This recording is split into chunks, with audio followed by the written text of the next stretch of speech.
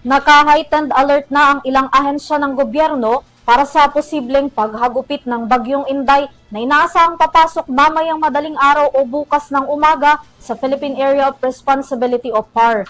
Magdadala raw ito ng malakas na pag-ulan at pagguho ng lupa kahit na hindi direktang tatama sa lupain ayon yan sa Pag-asa. Narito ang aking report. Mamayang gabi o bukas ng madaling araw, inaasahang papasok ng Philippine Area of Responsibility o PAR si Super Typhoon Bavi o tatawaging Bagyong Inday sandaling makapasok na ito ng bansa. Ayon sa Pag-asa, bagamat hindi ito direktang tatama sa kalupaan, posible pa rin itong magdala ng malalakas na pag-ulan, pagbaha at pagguho ng lupa dahil sa palalakasin nito ang Southwest Monsoon o habagat.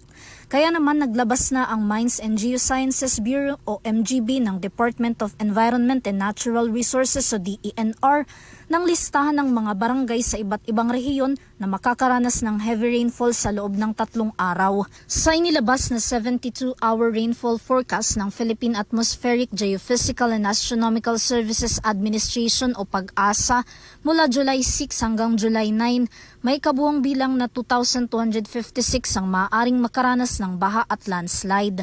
Sa bilang na ito, pinakamaraming barangay ang mga maaapektuhan sa National Capital Region o NCR na may 1,118, sinundan ng Region 9 o sa Zamboanga Peninsula na may 602 at Region 3 na may 277.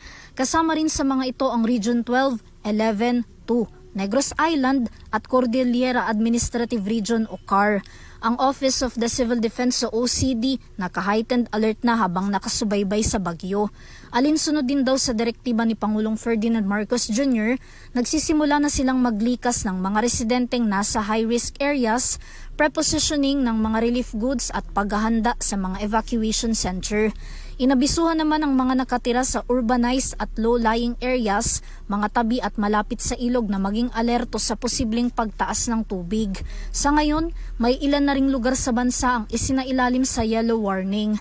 Ang Department of Social Welfare and Development o DSWD, naghahanda na rin ng mga family food packs maging ang mga hakbang na gagawin sa distribusyon ng mga ito sa mga maaapektuhang lugar sa bansa.